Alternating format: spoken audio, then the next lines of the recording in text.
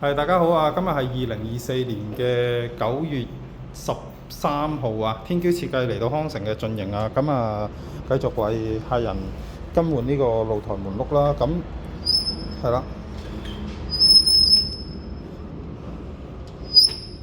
咁個露台門轆客人發現開閂唔係好順暢啦，同埋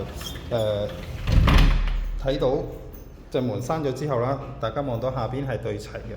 但係越去到上邊呢，隻門個幅度就有少少傾斜啊！咁呢啲都係好大機會係個露台門轆有爆裂嘅情況啦，又或者係佢下邊石屎有谷脹嘅情況。咁今日我哋就為客人去檢查同埋維修更換翻個轆啊！咁啊稍後完成咗之後，再拍段短片俾大家睇睇。